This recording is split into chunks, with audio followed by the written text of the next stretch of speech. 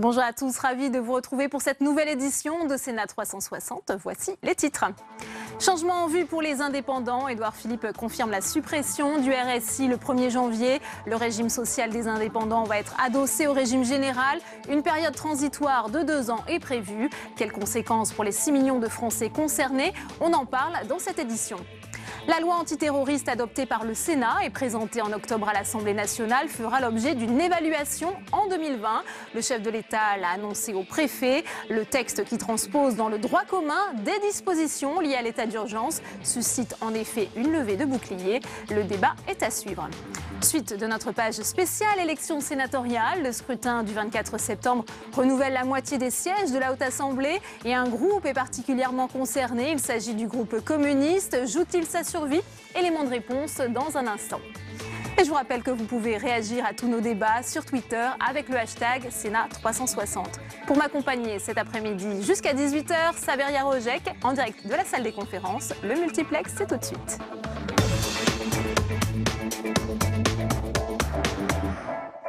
À quelques jours de l'examen par les députés du projet de loi antiterrorisme, Emmanuel Macron promet une évaluation de cette loi très contestée. Elle fige dans le droit commun des mesures exceptionnelles de l'état d'urgence. En juillet, lors de son examen au Sénat, les parlementaires s'étaient prononcés pour une clause d'autodestruction. Julie Hulin. Un premier discours devant le corps préfectoral et une priorité absolue pour Emmanuel Macron, celle de la sécurité des Français. Administrer le pays, c'est d'abord assurer la sécurité de nos concitoyens pour préserver la cohésion sociale et promouvoir une société apaisée. Aujourd'hui, dans trop d'endroits du territoire, nos concitoyens ont peur. Premier élément, la lutte contre le terrorisme. Emmanuel Macron a ce matin précisé ses ambitions pour le projet de loi antiterroriste qui doit remplacer au 1er novembre le régime exceptionnel de l'état d'urgence. Un projet de loi qui sera évalué en 2020 par le Parlement. C'était une des revendications du Sénat. Certaines mesures pourront ainsi être supprimées et d'autres ajoutées. Concernant la radicalisation, le président français a annoncé la mise en place d'un plan national de la prévention de la radicalisation ainsi que le renforcement du renseignement pénitentiaire. Un élément important est aussi la lutte contre l'insécurité du quotidien. D'abord parce que ces deux sujets sont liés et qu'il y a un continuum qui existe aussi.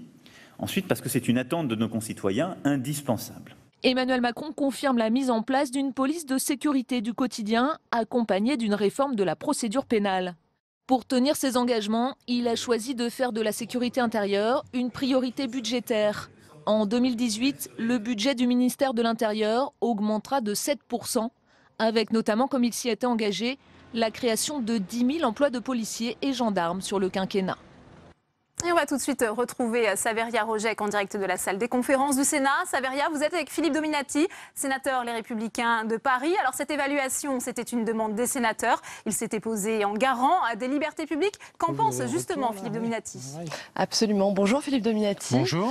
Voilà, donc Emmanuel Macron qui annonce donc que la loi antiterroriste fera l'objet d'une évaluation en 2020. C'est, comme vient de le rappeler Delphine, ce que demandaient les sénateurs. Est-ce que c'est une bonne ou une mauvaise chose de pouvoir réajuster une loi en fonction de ce qui marche ou ce qui ne marche pas?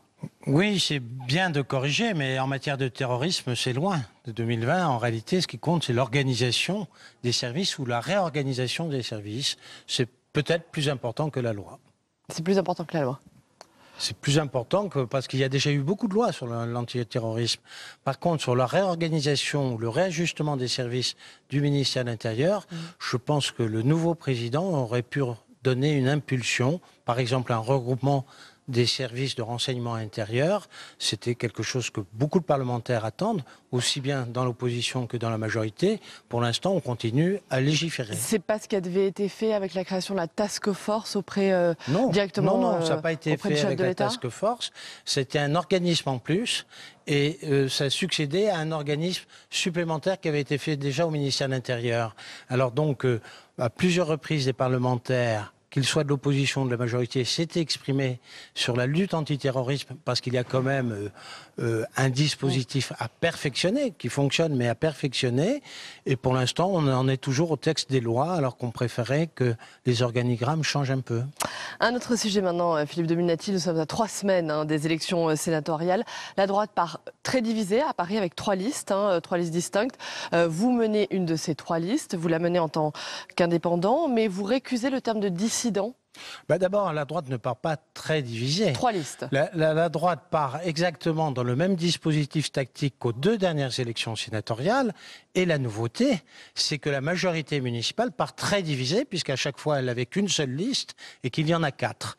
Donc la nouveauté, c'est plutôt du côté de Madame Hidalgo qu'il faut chercher. Pour ma part, j'ai voulu une large liste de rassemblement, je dirais au-delà de ma propre formation politique. Et d'ailleurs, je crois que ce début de campagne me donne raison, puisque je suis la seule liste en mesure de gagner un siège de sénateur pour mon camp. Et donc, j'espère réussir dans cette entreprise. Toujours un mot, Philippe Dominati, sur la recomposition de la droite au Sénat. Fabienne Kelèvre est à la manœuvre en ce moment pour créer un groupe, Les Constructifs. Est-ce que vous pourriez rejoindre ce groupe s'il était effectivement créé? Non, d'abord, le débat doit avoir lieu dans la famille des Républicains. Et de savoir si on tient compte de l'échec terrible des élections présidentielles. Est-ce que vous êtes favorable à la constitution d'un groupe Les Constructifs au Sénat? Non, je ne sais même pas ce que ça veut dire les constructifs. Pourquoi il y aurait des constructifs au Sénat et pas ailleurs, dans d'autres assemblées? Est-ce qu'il y a un parti, les constructifs? C'est pas comme ça que...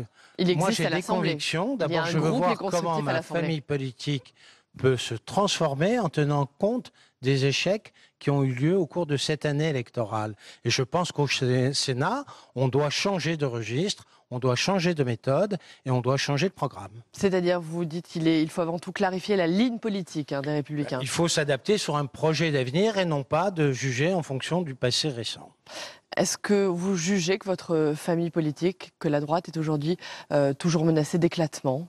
Oui, elle est menacée d'éclatement si, effectivement, on fait comme si rien ne s'était passé. Si, effectivement, on continue, je dirais, avec les mêmes méthodes, le même projet pour les 3 ans qui viennent. Le Sénat va être un lieu très important. Très important parce que l'Assemblée nationale n'a pas pris un rythme de croisière. Et dans le dialogue entre le législatif et l'exécutif, c'est probablement au Sénat que ça va se passer. Deuxièmement, c'est au Sénat où il n'y a pas un seul groupe qui domine une majorité et donc on est obligé de faire des concessions. Et nous devons exprimer, nous qui sommes le groupe majoritaire, en tout cas le plus important de cette Assemblée pour l'instant, et j'espère qu'on le sera après, on doit partir sur un autre braquet. Très bien, merci beaucoup. Merci Philippe Dominati d'avoir répondu à la question. Merci. De rien. Merci à vous, Saveria, pour cette réaction en direct. On continue cette page consacrée aux élections sénatoriales. On va parler du groupe communiste. 16 des 18 sénateurs de ce groupe remettent leur siège en jeu, ce qui remet en cause l'existence même du groupe. Alors avant d'en parler avec Tam Tranui, écoutez ce qu'en disait ce matin Pierre Laurent, sénateur communiste de Paris. Il était l'invité de notre émission Territoire d'Info. Quand il y a des mauvaises décisions gouvernementales, c'est jamais une bonne nouvelle pour le pays. Moi, je ne fais pas commerce des difficultés du pays.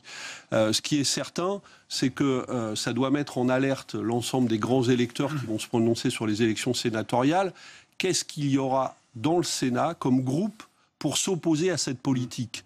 Les Républicains et les centristes ont voté les textes au mois de juillet du gouvernement. Et le groupe socialiste a été incapable de s'y opposer.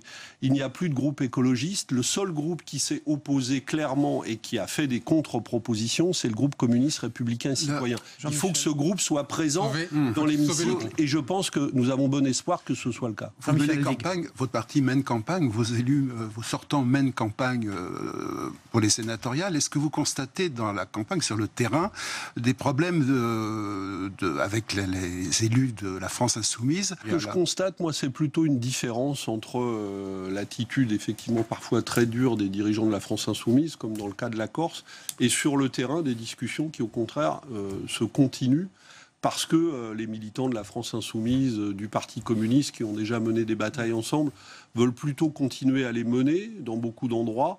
Et donc, il y a des discussions qui se poursuivent. Aux élections sénatoriales, la France Insoumise a décidé de faire l'impasse. Mais il y a des discussions qui se mènent ici ou là. Et pour continuer sur cette question du groupe communiste et des élections sénatoriales, Tam Tranui nous a rejoint. Alors bonjour Tam, on le disait, il y a bien ce seuil fatidique des 10 parlementaires à réunir pour constituer un groupe. En quoi est-ce une mission compliquée pour les sénateurs communistes? Eh bien, aujourd'hui, les groupes communistes au Sénat, eh bien, c'est 18 sénateurs et quasiment tous les sénateurs sont sur la sellette. Vous l'avez dit, seuls 2 sont assurés de rester au Sénat puisqu'ils sont non renouvelables. Il s'agit de Thierry Foucault, qui est sénateur de la Seine-Maritime, ainsi que de Christine Pruneau, qui est elle, sénatrice des Côtes-d'Armor. Ça fait donc beaucoup d'incertitudes pour le groupe communiste. Le point noir pour eux, c'est avant tout que les élections intermédiaires. Je veux parler des élections départementales, régionales de 2015, mais surtout les élections municipales de 2014 qui fournissent le gros des troupes de ces grands électeurs qui sont appelés aux urnes le 24 septembre prochain. Eh bien, toutes ces élections ont été très favorables à la droite. On le voit d'ailleurs avec cette vague bleue de 2014. Est-ce que l'horizon s'éclaircit néanmoins pour le groupe communiste? Eh bien oui, et avant tout parce qu'il s'obscurcit cet horizon pour les élus de la République En Marche, entre la baisse des dotations pour les collectivités, la diminution des contrats aidés ou encore les mesures sur la taxe d'habitation ou les APL. Tout cela, c'est un festival de mesures qui sont très impopulaires auprès des élus locaux qui ont été annoncés, tout cela tout au long de l'été. Et du coup, tous les groupes politiques devraient profiter du fait que, on le voit, les prévisions du groupe de la République En Marche ne cessent de baisser, mais les communistes pourraient en profiter plus que d'autres. Ils ont pour eux la constance, ils n'ont cessé, il faut le dire, de dénoncer les cures d'austérité jusqu'ici, alors qu'il y a des groupes qui avaient voté, par exemple, les baisses de dotation. Un autre élément positif pourrait jouer en faveur du groupe communiste au Sénat. Et oui, c'est que la France insoumise de Jean-Luc Mélenchon fait l'impasse sur les sénatoriales, avant tout car elle n'est pas suffisamment implantée localement pour pouvoir faire élire un sénateur, sans compter que Jean-Luc Mélenchon est favorable à la suppression du Sénat, ce qui ne favorise pas forcément une campagne.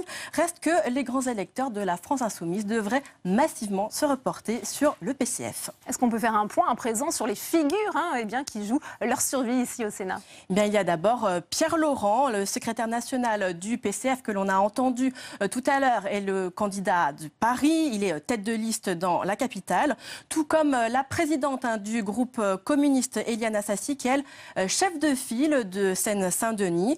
Il y a également dans le Val-de-Marne Christian Favier qui renonce à l'élection en raison de la loi sur le non-cumul des mandats. Il préfère rester président du département du Val-de-Marne et c'est la sénatrice Laurence Cohen qui est elle chef de file.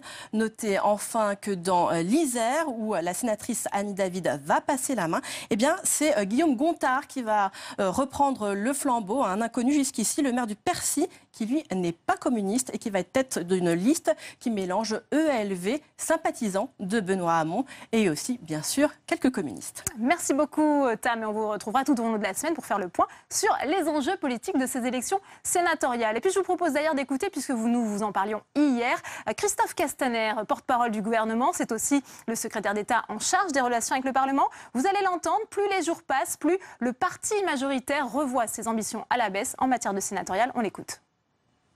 François Patriat, qui est le président du groupe La République En Marche à l'Assemblée, parle d'une dizaine de gains possibles de postes. Mais vous savez, l'électorat qui vote pour les élections sénatoriales, c'est un électorat qui a été choisi, élu, à un moment où La République En Marche n'existait pas. Donc nous ne pensons pas qu'il y aura un raz-de-marée en faveur de La République En Marche au Sénat. Et je ne pense pas qu'il y ait de révolution de palais au Palais du Luxembourg. Vous n'aurez pas la majorité des 3/5, si on vous entend bien, pour des réformes constitutionnelles, par exemple la réduction du nombre de parlementaires. Vous allez passer par le référendum sur une mesure de ce genre? Le président de la République a été clair à Versailles quand il a réuni le Congrès. Il a donné un an aux présidents des chambres pour moderniser leur institution en lien avec la garde des Sceaux. Et il a dit que si jamais il y avait une sorte de blocage, peut-être même de conservatisme, mais il n'a pas dit ainsi, il serait prêt à aller devant les Français par référendum. Et conséquence, le Parti socialiste pourrait rester le deuxième groupe parlementaire derrière les LR. Alors pour en parler, on retrouve tout de suite Saveria Rojek, toujours en direct de la salle des conférences du Sénat. Vous êtes avec la sénatrice socialiste de Paris, Marie-Noëlle Lienemann, c'est à vous. Bonjour Marie-Noëlle Lienemann. Bonjour. Voilà, on vient donc d'entendre Christophe Castaner, pas de raz-de-marée, La République En Marche au Sénat visiblement pour ces sénatoriales. Vous êtes rassuré, le Parti socialiste va rester la deuxième force politique du Sénat ? En tout cas, je le souhaite. Je crois que c'est moins d'être rassuré que d'être lucide sur le fait que les masques tombent, que la politique d'Emmanuel Macron commence à être plus lisible pour nos concitoyens et notamment les élus locaux, qui a quand même, on a une succession de mesures, baisse des dotations, suppression des contrats aidés, l'APL, dont on voit bien que ça va faire des impayés de loyer, des difficultés. Bref, on a une politique que certains élus de gauche pouvaient croire être social-démocrate, qu'il est absolument pas, qui est classiquement libéral et de droite. Tout à l'heure, Emmanuel Macron s'est voulu rassurant devant les préfets, pas de baisse brutale des dotations aux collectivités, a-t-il promis. Ah, mais c'est jamais brutal, c'est toujours bien enrobé, c'est toujours poli, bien propre sur soi, mais les réalités, elles sont celles-là. Et les collectivités locales ne regardent pas au jour le jour. Elles regardent dans la séquence un peu longue, et elles voient bien que les dotations dans une séquence un peu longue, ça veut dire des prestations en moins et des services publics affaiblis. Ça veut dire aussi des investissements publics dont on sait par ailleurs qu'ils jouent un rôle important dans notre économie nationale, notamment dans les territoires qui sont, disons, moins métropolitains. Vous avez le sentiment que le Parti socialiste, pour ces sénatoriales, va profiter justement du mécontentement des Français, en particulier des élus locaux, face justement à cette baisse des dotations à la fin des contrats aidés? Ça va jouer dans le scrutin? Je crois que ça va jouer, et je crois que le Parti socialiste doit tenir un discours de clarté. Le Parti socialiste doit montrer à quel point des choix qui sont faits, il les conteste et il les condamne.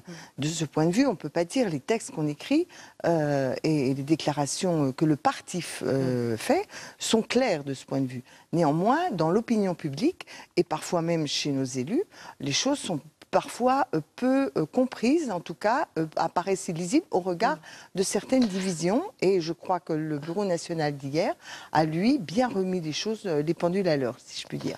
Pourtant, justement, cette décision hier, on a plutôt parlé de position ambiguë, en particulier sur la loi travail, position ambiguë du Parti socialiste sur les manifestations du 12 septembre. Vous ne trouvez pas que c'est ambigu? Pour le coup, vous savez... Ni appel à manifester, ni soutien aux manifestants. Si, soutien à toutes les manifestations. Je voudrais dire que vous me connaissez, je ne suis pas dans le genre à préserver mon parti. Non, le Parti socialiste a toujours été soucieux de l'indépendance syndicale. À partir du moment où c'est une manifestation qui ne rassemble pas tous les syndicats ou un très grand nombre de syndicats, c'est toujours difficile pour un parti comme le nôtre d'être disons, co-organisateur. Bon. Qu'est-ce que dit le Parti socialiste? Il dit qu'il soutient toutes les mobilisations qui vont contester la loi travail, et en particulier les mobilisations syndicales. Ça veut dire qu'on apporte un soutien à toutes les mobilisations, dont celle du 12, et que nos adhérents, notamment ceux qui sont proches de la CGT ou ceux qui voudraient y aller, sont plutôt incités à y aller. Mais le Parti socialiste reste un parti d'indépendance syndicale, et ce sujet n'est pas récent, n'est pas lié à la période actuelle. C'est assez classique. Très rapidement, est-ce que ces manifestations, est-ce que cette mobilisation n'arrive pas trop tard? Les ordonnances vont être publiées au journal officiel d'ici la fin du mois. Il n'est pas trop tard désormais? De toute façon, tout a été fait pour que pendant l'été, tout passe et évite la mobilisation sociale. Non. Je rappelle que, il faut qu'elle soit ratifiée une deuxième fois par le Parlement. 2, on a eu des tas d'expériences historiques où des choses qui étaient validées ont finalement été remises en cause parce que l'expression du peuple a été vigoureuse. Donc moi, je crois qu'il y a les mobilisations, mais il y a aussi un front de mobilisation à faire. Vous savez, moi je trouve que la suppression des contrats aidés, ça va mettre des gens dans un embarras terrible et ça va réduire nos services. Qu'on réfléchisse sur l'avenir était peut-être opportun, moi j'ai des doutes, mais c'était possible. Supprimer par exemple, ça il faut s'opposer. Très bien, merci beaucoup. Merci Marie-Noëlle Lienemann d'avoir répondu aux questions. Merci. Merci à vous, Saveria. Et puis en bref, le député MJ Delguerade démissionne de La République En Marche. Une annonce faite après son altercation avec un cadre du PS qui lui vaut d'être mis en examen pour violence volontaire avec arme. On en vient à présent à cette annonce par le gouvernement qui a dévoilé son plan pour remplacer le régime social des indépendants, le RSI, un dispositif qui faisait l'unanimité contre lui. Il sera bel et bien supprimé au 1er janvier 2018. Explication Quentin Calmy. C'est une nouvelle donne annoncée ce matin pour les 2,8 millions d'indépendants en France. La réforme d'un statut jugé trop complexe, inadapté. Entre les appels de cotisation au montant incompréhensible, entre les retraites payées avec retard, entre les interventions d'huissiers, beaucoup d'entre vous ont ressenti un grand agacement et certains ont parfois vécu un calvaire. Un nouveau départ donc pour ce régime qui à partir du 1er janvier prochain sera progressivement adossé au régime général avec pour ses artisans, commerçants et indépendants une gouvernance et une gestion autonome. La réponse à des années de fronde des indépendants comme ici en 2015 où ils tiraient la sonnette d'alarme. Autre annonce majeure, la diminution des cotisations sociales, que ce soit famille et maladie. Une baisse qui doit permettre des gains de pouvoir d'achat au-delà de la compensation de la hausse de la CSG. Dans les chiffres donnés par le gouvernement, un indépendant au SMIC gagnerait ainsi 270 € par an en plus. Pour un indépendant à 2400 €, ce chiffre grimpe à 550 €.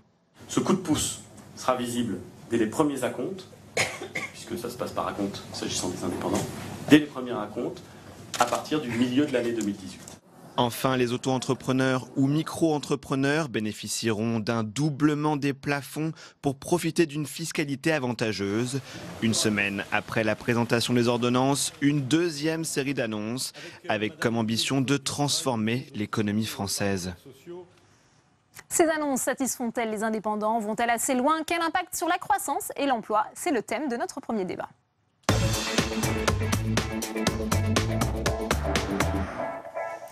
Et on ouvre donc le premier débat de Sénat 360 avec mes invités sur ce plateau. Marc Sanchez, bonjour. Vous êtes le secrétaire général du SDI, c'est le syndicat des indépendants. Vous allez nous dire comment vous accueillez ces mesures faites annoncées ce matin par le gouvernement. Michel Chassan est également sur ce plateau. Bonsoir. Vous êtes président de l'UNAPL, c'est l'Union nationale des professions libérales. Merci d'être avec nous. François Patriat est également sur ce plateau, président du groupe La République En Marche au Sénat, sénateur de la Côte d'Or. Merci d'être avec nous. Et j'ai le plaisir d'accueillir Aymar de Dieu-le-Veut, bonsoir. Vous êtes représentant de l'UPSME, c'est l'Union professionnelle au service de la micro-entreprise. Première question pour vous, Marc Sanchez, avant de vous demander si vous êtes plutôt satisfait du dispositif annoncé ce matin par le gouvernement. Pourquoi le RSI était-il aussi contesté? Écoutez, il y a à peu près une dizaine d'années que le RSI existe et ça fait une dizaine d'années que beaucoup d'indépendants ont des problématiques somme toute assez colossales sur le fonctionnement de cette entité qui est au départ constituée plus souvent pour pouvoir les aider et les assister sur leur complémentaire retraite et maladie. Et malheureusement, pour des raisons notamment de précipitation dans la mise en place, etc., le RSI n'a jamais fonctionné. Encore aujourd'hui, plusieurs réformes ont été mises en place et on constate effectivement qu'il y a toujours des dysfonctionnements, que ce soit dans le calcul des cotisations, dans la délivrance aussi des cartes vitales pour certains indépendants. C'est des éléments que nous, on constate encore tous les jours auprès de nos adhérents. Donc, il était effectivement impératif, comme le président de la République s'était engagé, effectivement, que le RSI soit supprimé et qu'on parte effectivement sur des bases nouvelles aujourd'hui, s'agissant notamment de la retraite et de la maladie des travailleurs indépendants. Ouais, ça va fonctionner, on le disait, il y aura une période transitoire de 2 ans pour cette mise en place. Vous êtes plutôt confiant? Tous ces bugs informatiques, c'est fini, c'est derrière vous? Alors, est-ce que c'est derrière? Je ne lis pas dans le mar de café, donc je ne pourrais pas vous dire. J'espère effectivement que le temps pris par le gouvernement, c'est-à-dire cette période de 2 ans de transition, permettra effectivement de poser bien évidemment l'ensemble des problématiques sur la table et de pouvoir y remédier. Donc nous y contribuons au niveau du SDI, mais effectivement, rien n'est acquis. L'essentiel, c'était aujourd'hui de la part du président de la République et du Premier ministre de donner un message fort. Je pense qu'il a été donné sur ce sujet au niveau des travailleurs indépendants. Maintenant, effectivement, reste tout à faire et il y a un vrai travail effectivement de concertation et de proposition qui va notamment être mis en place par la mission Georgie, dont le rapport doit être rendu à la fin du mois, et ensuite dans le débat qui sera notamment mis en place par la discussion du projet de loi de finances sur la sécurité sociale au mois d'octobre. Ouais. Quelle est votre réaction, Michel Chassan? Est-ce que vous accueillez plutôt favorablement ces annonces du gouvernement? Écoutez, bien sûr qu'on accueille d'abord favorablement qu'enfin le gouvernement se préoccupe des petits, c'est-à-dire des entreprises de taille très petite, voire moyenne. C'était le cas la semaine dernière pour tout ce qui touche au dialogue social avec nos salariés. C'est le cas cette fois-ci pour les entrepreneurs eux-mêmes, pour les professionnels indépendants eux-mêmes. Alors, est-ce que la suppression du RSI va rendre demain les indépendants heureux? C'est un peu court. Ce qui va les rendre heureux, c'est qu'on supprime tous les bugs qui, aujourd'hui, font que ça fonctionne mal. Et ce qu'ils veulent et ce qu'ils attendent, c'est de garder un régime spécifique, parce qu'on n'est pas des salariés, on est des indépendants, et donc on a des spécificités qu'il faut respecter. Et ce qu'ils attendent, c'est d'avoir un système qui les rembourse correctement, qui assure correctement la gestion de leur retraite, tout ceci avec des cotisations qui sont soutenables. N'oublions pas que les cotisations, en particulier pour la maladie, sont inférieures de 30 à 40% au RSI, qu'au régime général. Donc il ne faudrait évidemment pas qu'il y ait dans le même temps une augmentation exponentielle des cotisations. Ça ne sera pas le cas initialement, parce que ceci était prévu aujourd'hui dans ce que nous a présenté le Premier ministre. Mais qui nous dit de ce que sera fait demain? On verra. Est-ce qu'il n'y aura pas une tendance à faire en sorte qu'on harmonise les cotisations au sein d'un régime où les prestations sont quand même assez voisines entre les salariés et les indépendants? Donc, en clair, nous sommes satisfaits qu'on se préoccupe des problèmes qui sont les nôtres. Incontestablement, il fallait faire quelque chose au niveau du RSI. La marque est littéralement plombée. Il fallait donc carboniser, je dirais même, et il fallait donc en inventer une autre. Et le fait que ce soit rattaché au régime général, enfin, ne nous pose pas de problème particulier pour peu qu'on garde une certaine indépendance. Peut-être la réponse justement de François Patria. Est-ce que vous pouvez rassurer Michel Chassan? Est-ce que la spécificité des indépendants sera toujours reconnue? Et est-ce que, il n'y aura pas d'autres cotisations qui seront... J'étais ce matin avec le Premier ministre à Dijon. On a rencontré d'abord des indépendants, des jeunes créateurs d'entreprises, des boulangers, coiffeurs, d'autres personnes, d'électriciens. Puis ensuite, on est allé à la Chambre des métiers. Je dois vous dire que ce matin, toutes les personnes que j'ai rencontrées m'ont dit combien elles appréciaient les mesures que prend le gouvernement qu'il faut reprendre dans sa globalité. Le RSI, ce n'est pas une découverte aujourd'hui. Il y en a qui peuvent s'en offusquer, mais c'était dans le programme d'Emmanuel Macron. Les Français ont voté noir sur blanc, ils savaient en connaissance de cause. C'était pas le seul candidat à la présidentielle à proposer de supprimer le RSI. D'abord, il y aurait les ordonnances. Ensuite, il y aurait le RSI. Le RSI, il y a avec ce matin annoncé pour les indépendants des mesures de simplification. Il y a des mesures d'exonération. Il y a des mesures de baisse de charges qui sont annoncées. Tout ça globalement. Et on y a ajouté ce matin, ce qui est important pour les indépendants, c'est la formation et l'apprentissage en particulier, qui ne sera pas l'oublié de l'ensemble de cette réforme. Donc, moi, je sais, quand je vais voir tous les commerçants de mon village, j'habite à la campagne, dans une petite ville de 1600 habitants à côté, et que je vois les commerçants, que je vois mon réparateur de vélo. Il me dit, François, je t'en supplie, supprime le RSI, sinon je vais arrêter, je vais mourir. Donc, je vous dis ça pour plaisanter, bien entendu, parce que c'est le cri de tous les petits commerçants indépendants que j'ai entendu. Donc, je pense que là, c'est un engagement tenu. Et quand on dit que les 3 premiers mois d'Emmanuel Macron, j'entendais Marine Le Pen s'exprimer, je trouve que justement, ce gouvernement, en 100 jours, a déjà fait 3 lois votées au Sénat. Il s'engage avec une méthode qui est appréciée dans le dialogue social aujourd'hui. Il s'attaque à des chantiers importants, les retraites, le chômage, le logement pour demain, et la formation. Ça me paraît être aujourd'hui un gouvernement qui travaille, qui tient ses engagements, et tout ça a une cohérence de transformation. Alors, si on revient aux annonces de ce matin, Aymar de Dieu-le-Veut, il y a aussi effectivement des annonces concernant les micro-entrepreneurs. Vous, comment avez-vous accueilli ces nouvelles dispositions? Très favorablement. Il y a beaucoup de propositions qui sont dans un axe de simplification et qui rejoignent le fameux parcours de croissance évoqué par le député Laurent Grandguillaume il y a déjà plusieurs années. Donc pour les micros, il y a beaucoup de choses très très positives. Évidemment, il faudra des précisions dans les textes sur pas mal de points, mais c'est très positif. Et concernant le RSI, c'est sûr, il faudra voir comment c'est récupéré, puisque si c'est le même logiciel informatique qui est utilisé, qui soit utilisé par l'URSSAF ou par des nouvelles personnes, ça ne changera pas grand-chose, qu'on sait qu'il y a des problèmes informatiques à l'intérieur. Donc c'est pour ça que je pense que le délai a été aussi rallongé, ce qui me paraît être une très bonne chose, bien plus pragmatique que ce qui avait été annoncé initialement. Pour avoir un tout petit peu travaillé avec le RSI récemment, nous on a vu qu'ils avaient quand même beaucoup bossé, fait énormément de progrès. On s'était longtemps entretenu avec Éric Lebon et il y avait beaucoup de positifs. Donc ce serait dommage de perdre aussi cette dynamique qui était très bien, mais probablement que ce travail pourrait être récupéré, quelle que soit l'entité qui gère à ce moment-là les cotisations sociales des indépendants. Mais sinon, on est très, très satisfait.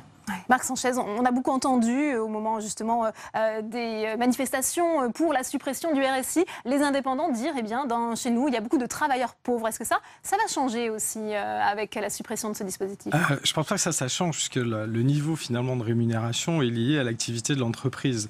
Ce qu'il faut bien considérer, notamment dans les mesures qui ont été annoncées par le Premier ministre aujourd'hui, notamment concernant l'augmentation de la CSG, c'est qu'il y a quand même aujourd'hui à peu près 40% d'indépendants qui ne gagnent pas le niveau du SMIC.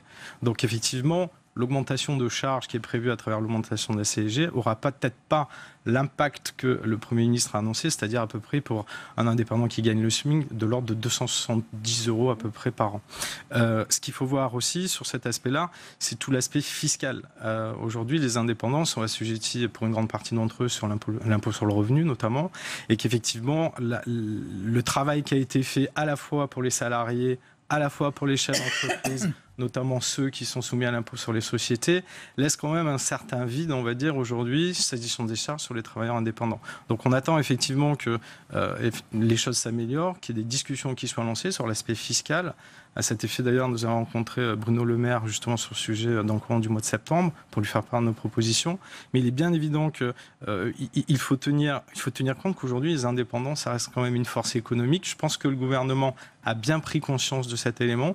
C'est pour ça que la symbolique de suppression du RSI reste effectivement aussi un message clair de la part du gouvernement et du président de la République, dans le cadre effectivement du respect des promesses qui ont été faites, et qu'à partir de là, tout démarre. Tout démarre sur la protection sociale des indépendants, tout doit démarrer aussi sur la fiscalité liée aux indépendants aujourd'hui, et effectivement le développement de l'entreprise, qu'elle soit micro et qu'elle aille après vers une constitution. On parle souvent des PME allemandes, en disant il faut qu'on ait des PME allemandes. Il faut savoir que la PME allemande, avant effectivement qu'elle devienne une PME et qu'elle soit allemande, elle a démarré en tant que micro-entreprise. Donc il faut qu'on puisse effectivement donner la chance aux entrepreneurs aujourd'hui de pouvoir évoluer dans un système qui soit sécurisé, dans un système qui leur permette de s'occuper uniquement du développement de leur entreprise. Et effectivement, à travers ça, on pourra développer des parcours professionnels et des parcours de développement qui seront cohérents. Donc aujourd'hui, effectivement, on est dans cette dynamique et nous espérons en tout cas qu'on va continuer à l'activer. Michel Chassan, elle est là, cette dynamique en faveur du pouvoir d'achat. Ça crée un climat favorable à la création d'entreprises. Ça va pousser des gens à se lancer, selon vous ? Non, mais on est effectivement satisfait qu'il y ait des mesures, d'ailleurs, qui favorisent la création d'entreprises, la reprise d'entreprises. Dieu sait que c'est difficile, les reprises d'entreprises. Donc, tout ça, évidemment, va dans le bon sens. Ceci étant dit, il va falloir les financer. C'est quand même un autre sujet. Et c'est souvent la collectivité des autres entreprises qui va financer tout ça. Mais c'est quand même heureux qu'on ait... trouver des mesures compensatoires vis-à-vis de l'augmentation qui va intervenir dès le 1er janvier sur la CSG. La CSG va augmenter d'1,7. Il est donc parfaitement légitime qu'il y ait en miroir pour les indépendants une compensation de la même façon qu'il y en a une pour les salariés. C'est quand même heureux. Est-ce que ce qui a été trouvé comme mécanisme est le bon ? On verra. Il sera compliqué quand même, parce que c'est quand même une petite usine à gaz, parce que c'est facile pour l'allocation familiale, c'est un peu plus compliqué pour la maladie, parce qu'il y a une proportionnalité jusqu'à un plafond. Enfin bref, on va voir tout ça. Il faut aussi que les mesures soient vraiment très lisibles. Mais je comprends la complexité de mise en œuvre de tout ça, parce qu'un indépendant n'est pas comparable à un salarié. Mais néanmoins, je pense que ça va tout à fait dans le bon sens. Alors il y a d'autres étapes. Il y a la transformation du CICE en une baisse de charges pérenne. On va voir, parce que c'est la prochaine étape. On a plein de réformes sur le plan fiscal qui vont mettre en œuvre. Il y a par exemple le fait que l'assiette des cotisations. Est-ce qu'on va continuer à considérer pour un indépendant qui est à l'impôt sur le revenu, qui n'est pas en société, est-ce qu'on va considérer et continuer de dire son revenu, eh bien, c'est le bénéfice de l'entreprise ? Non. Son revenu, c'est ce qu'il tire lui-même de l'entreprise, ce qu'il laisse au sein de l'entreprise pour investir ou ailleurs. Il n'y a aucune raison que ce soit taxable ou que ce soit une base de cotisation. Ça, c'est un vrai sujet. Donc on discutera de tous ces sujets, mais une chose après l'autre. Peut-être votre réponse, François Patria, notamment sur la question du financement qui a été soulevée par Michel Chassan. Moi, je voudrais replacer globalement dans les positions des Français. J'entends aujourd'hui des critiques de toutes parts, ceux qui voudraient que le gouvernement échoue. Alors, il y a ceux qui voudraient qu'on ne change rien, et ceux qui voudraient que ce soit le grand soir, la grande révolution, fiscale, sociale. Bon, cette grande révolution, elle n'interviendra pas maintenant. Et j'ai eu Laurent Grand-Guillaume ce matin, par un message qui me dit qu'il approuvait ces méthodes. Il a beaucoup travaillé dessus à l'Assemblée nationale. Je crois que ces mesures, d'abord, elles sont significatives. Elles marquent un cap volontaire d'aider les 3 millions et quelques entreprises en France qui sont celles qui créent 55% des salariés. Pour qui, aujourd'hui, le code électoral n'était plus adapté, il est adapté aux grandes entreprises. Et quand, aujourd'hui, le gouvernement propose à la fois des baisses de charges, mais aussi des hausses de cotisations par ailleurs. Je crois qu'il a fait la part des choses, en voyant ceux qui sont directement impactés, on voit bien aujourd'hui, et puis ceux qui auront besoin d'avoir des compensations. Le choix qui est fait est peut-être pas simple, c'est vrai, mais rien n'est simple en matière sociale et fiscale. Et je trouve qu'il y a quand même une lisibilité, en tout cas j'ai entendu ce matin le Premier ministre, dans ce qui est annoncé, et ça m'avait l'air compréhensible et compris par l'ensemble des indépendants qui étaient autour de moi. Est-ce qu'il y aura aussi bien peut-être une continuité, on le disait, pour un indépendant qui redevient salarié et puis un salarié qui deviendrait indépendant? Ça, c'est une inquiétude, François Patriat. Ça c'est prévu dans tout ce que dit Emmanuel Macron depuis qu'il est au gouvernement, et qu'il est en campagne, qu'il était au gouvernement avant. Il dit aujourd'hui que dans la vie, on change toujours.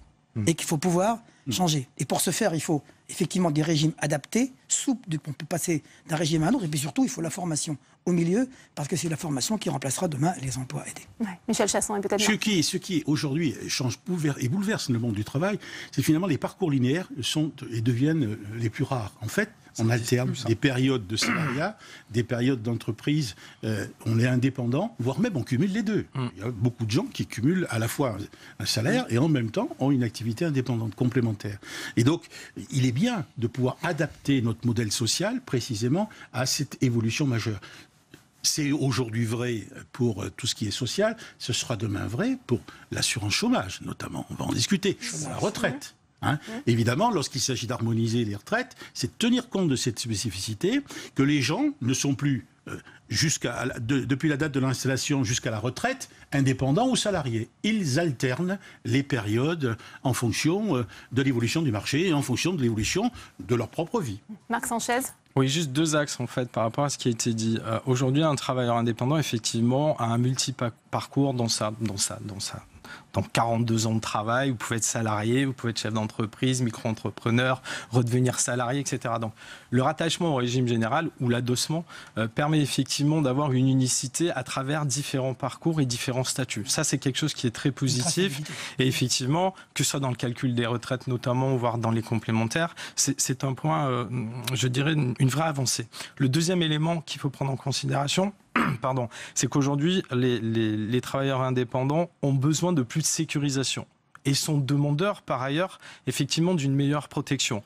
Il faut qu'ils en aient la possibilité. Le régime général ou le rattachement peut l'apporter à partir du moment où ils ont le choix. On a fait une enquête au mois de février avec Opinionway et on a constaté effectivement qu'il y avait quand même 40% des travailleurs indépendants qui étaient prêts à payer plus de cotisations pour avoir une meilleure protection, que ce soit en termes de retraite ou en termes de maladie. Donc sur ces aspects-là, le montant des cotisations dont vous parliez tout à l'heure, à partir du moment où au-delà du tronc commun est à la carte, est quelque chose de relativement positif vis-à-vis des travailleurs indépendants, au point même qu'il y a beaucoup d'indépendants aujourd'hui qui choisissent le statut de salarié de leur propre entreprise, justement pour pouvoir bénéficier d'une meilleure protection. Donc je pense que tous ces paramètres-là, il faut les intégrer, et à partir de là, effectivement, qu'il y ait une vraie discussion, une vraie réflexion. Ce qu'avait fait d'ailleurs Laurent Grandguillaume dans sa mission sur l'entrepreneuriat individuel en 2012, et à laquelle on avait participé, et qui allait dans cette logique-là. Donc c'est plutôt une bonne chose. Un mot sur ce climat que le gouvernement veut mettre en place en faveur des créations d'entreprises. Vous ressentez les effets? Ça va prendre combien de temps selon vous, Aymar de Dieuleveux? Alors, en termes de temps, je ne sais pas. Maintenant, pour rebondir sur la question que vous posiez initialement sur est-ce que ça va inciter à la création d'entreprises, c'est sûr qu'il y a la symbolique que vous avez évoquée du RSI qui, malheureusement, a atteint un peu le stade de non-retour pour faire plaisir aux gens. Maintenant, je pense que dans les annonces de ce matin, il y a une... C'est pas plaisir, hein. Il y en a qui ne sont pas dans le plaisir, je peux vous garantir. Voilà, pour les rassurer dans la création. Oui, d'accord. Mais il y a eu beaucoup de Oui, c'est vrai, il y a beaucoup de progrès. Il y a des gens qui travaillent au RSI, il y a du personnel. Mais c'est pas la question. La question n'est pas de dénigrer le RSI, c'est de faire un état des lieux. Et l'état des lieux, très clairement, à aujourd'hui, il n'est pas positif. Il y a eu des avancées vraisemblablement. On en a tous eu compte. Il y a eu des rapports qui ont été faits, la Cour des comptes, le rapport Bulto-Verdier, etc. Il n'empêche que aujourd'hui, il y a encore des dysfonctionnements. Oui, bien sûr. Non, mais vous avez raison. C'est juste sur l'aspect symbolique que le RSI représente aujourd'hui. En parallèle, je trouve que les annonces de ce matin envoient un message très fort et justement une sorte de symbolique aussi qui est peut-être pas encore très rationnelle, puisqu'on attend encore de savoir comment ça va se passer et des précisions. Mais néanmoins, voilà, des annonces sur l'ACF, sur des exonérations sociales, sur potentiellement des indemnités chômage, sur une harmonisation des indemnités maternité. On ne sait pas encore comment ça va être fait, on ne sait pas combien de temps ça va prendre et effectivement comment ça va être financé. Néanmoins, là, il y a quelque chose de très fort qui est envoyé au micro qui aimerait se lancer, au créateur, pas forcément au micro, qui aimerait se lancer, parce que évidemment, on peut parler des cotisations, de la façon dont les indépendants sont traités, mais c'est important aussi de se dire qu'on peut relancer ou lancer vraiment l'entrepreneuriat individuel aujourd'hui, peut-être grâce à ces mesures, puisque ça va énormément rassurer les gens. Et pourtant, François Patriat, on a vu aussi certaines critiques poindre sur un risque de concurrence déloyale avec ce doublement des plafonds pour les micro-entrepreneurs. Que répondez-vous à ces critiques? Il est là, ce risque, effectivement? Le débat avec l'auto-entrepreneur, il n'est pas d'aujourd'hui. Une partie des professionnels, des artisans, considèrent qu'il y a pour certains types de métiers des concurrences déloyales par ailleurs. Il reste qu'aujourd'hui, l'expérience des auto-entrepreneurs, je peux dire, elle est quand même positive. Positive parce qu'elle a incité beaucoup de gens à soit avoir un travail à côté, comme vous le dites, soit se relancer dans l'opération, et que le principe est bon. Après, il y a un système de garde-fous à mettre, qui ont déjà été mis par des précédents gouvernements, qui avancent aujourd'hui. Mais le fait de pouvoir doubler, parce qu'il y a des chiffres qui étaient insignifiants, qui ne voulaient rien dire. Ça voulait dire quoi aujourd'hui? 30 000 euros ou quelques milliers d'euros, ça ne voulait rien dire. Donc maintenant, dans le commerce, quand on fait des affaires dans le commerce, de monter au plafond de 160 000 me paraît logique dans la matière. Le fait d'avoir doublé les plafonds pour accéder donc au régime simplifié, en fait, au régime forfaitaire et fiscal et social, est une bonne chose. Et c'est d'autant plus une bonne chose que le gouvernement, dans sa grande sagesse, a dissocié ce sujet de la TVA et du montant de la TVA. Parce que ce qui crée l'iniquité entre les professionnels, c'est précisément entre ceux qui sont assujettis à la TVA et ceux qui ne le sont pas. On voit bien qu'ils délivrent des prestations qui ont quand même un différentiel de 20%. Et donc c'est là où ça crée une concurrence déloyale. Mais ce qui a été adopté ce matin et ce qui a été annoncé, précisément, n'augmente pas et ne bouge pas les plafonds pour le choix de la TVA. Et ça, c'est fondamental. Je suis d'accord avec vous. Néanmoins, il y a peut-être justement là-dessus un risque de complexification pour le micro qui cherche la simplicité. C'est-à-dire qu'aujourd'hui, un micro-entrepreneur se définit par un régime micro-social et un régime micro-fiscal. Dès lors qu'il va être assujetti à la TVA et qu'il sort du fameux article 293B du Code général des impôts, il est plus micro-fiscal. Donc ça ne veut pas dire que c'est pas possible de le mettre en place. Simplement, il faudra probablement redéfinir un peu les termes ou simplement remodifier certains articles. Sinon, le principe même du micro-entrepreneur n'est plus un micro-entrepreneur à partir du moment où il dépasse ses fameux 32, son fameux plafond de base de 32 000. On a rajouté de la complexité. Sauf si sur la deuxième partie de son chiffre d'affaires, à ce moment-là, il est assujetti à la TVA, c'est-à-dire qu'il n'est plus en micro-fiscal. Est-ce qu'on considère qu'il est encore micro-entrepreneur? On bascule. Peut-être l'éclairage de Marc Sanchez sur ce point un peu technique pour les téléspectateurs. La problématique sur le sujet, c'est, vous parliez de simplification, mais effectivement, dès qu'il y aura déclaration de TVA, il y aura comptabilité. Enfin, exigence d'une comptabilité, en tout cas. C'est le cas aujourd'hui. Oui, tout à fait. Et effectivement aussi, la possibilité, donc qui dit comptabilité, permet d'accéder à d'autres choses quand même, à des crédits bancaires, des crédits fournisseurs. Donc ça permet une évolution aussi. Mais ce qu'il faut considérer au niveau de la micro et au niveau déclaratif, c'est, nous, on aurait été très satisfaits, par exemple, que l'exonération de TVA soit jusqu'à 160 000 euros. Parce qu'il y a beaucoup de commerçants, voire même d'artisans, exactement, qui auraient choisi le régime de la micro-entreprise. Bon, mais donc, si vous voulez, on est vraiment là sur de la, comment dirais-je, on chipote sur le système. Il est bien évident qu'aujourd'hui, je pense que la mesure annoncée sur le doublement des plafonds veut permettre ou a pour objectif de lancer une dynamique créative, une dynamique effectivement pour que des individus puissent se lancer dans l'entrepreneuriat et effectivement une dynamique de simplification. Pour autant, sur l'aspect purement, on va dire, fiscal et sur la partie concurrence, alors, le débat auto-entrepreneur et artisan a quand même été largement discuté et négocié au cours de ces dernières années. Il n'est pas relancé là aujourd'hui, justement. Je dirais qu'il y a quand même aujourd'hui au niveau des ex-auto-entrepreneurs, il y a quand même des obligations déclaratives, il y a quand même une affiliation qui est faite au RSI aujourd'hui, enfin obligatoire, ce qui n'était pas le cas précédemment. Donc il y a quand même des éléments effectivement qui sont positifs et qui ont un petit peu calmé les choses. Le seul élément effectivement qui pose problème, et ce qu'a souligné tout à l'heure M. Chassan, c'est que c'est la problématique de la TVA, parce que sur la TVA, il y a effectivement une vraie concurrence qui peut être déloyale dans certains secteurs d'activité, notamment le bâtiment, et il faut effectivement être très vigilant sur cet aspect-là. Mais le doublement dans l'idée de se dire on va vers une simplification et on va vers une dynamique de création d'entreprise, ça relève de ce que j'expliquais tout à l'heure s'agissant du RSI, c'est un vrai message et je pense qu'il faut en tenir compte. François Patriat, ça sera peut-être le mot de la fin avec vous. Est-ce que le gouvernement a chiffré justement le nombre de créations d'emplois attendus après ces annonces? C'est un ensemble, on l'a rappelé, après les annonces. Je ne le souhaite pas, parce qu'à chaque fois qu'on demande des chiffres, on se met dans un guet-apens, dans une obligation qu'on vous rappelle toujours.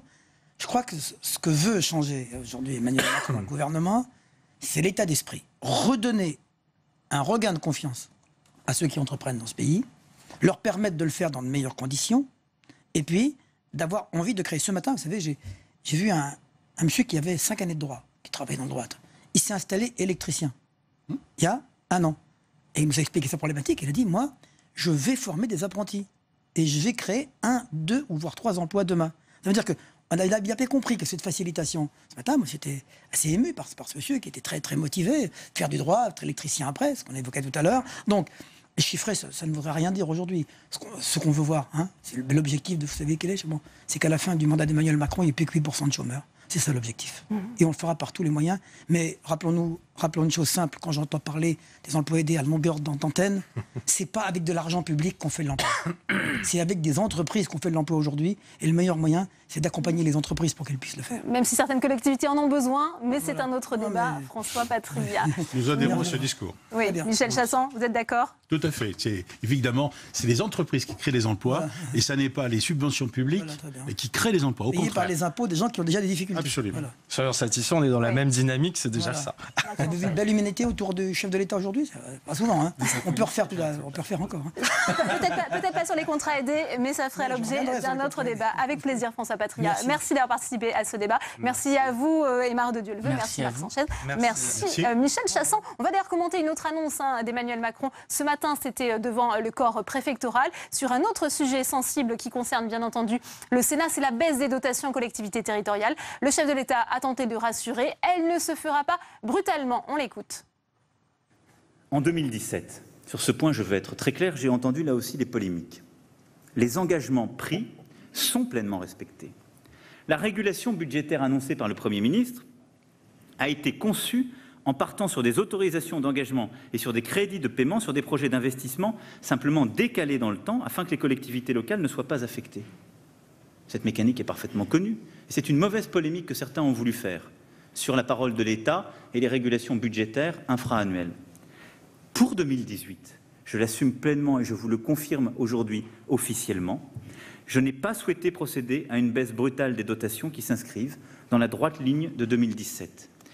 Et même légèrement en hausse, les crédits d'aménagement du territoire, de politique de la ville et l'ensemble des dotations des collectivités seront maintenus. C'est un engagement pris, c'est donc un engagement tenu. Et je vous propose d'écouter la réaction d'Hervé Maurey, sénateur UDI, qui répondait tout à l'heure aux questions de Saveria Rojek. Bonjour Hervé Maurey. Bonjour. Alors Emmanuel Macron s'est voulu rassurant tout à l'heure quant à la baisse des collectivités. Pas de baisse brutale de la dotation, c'est ce qu'a dit le chef de l'État. Est-ce que vous y croyez? Est-ce que vous êtes rassuré par cette déclaration?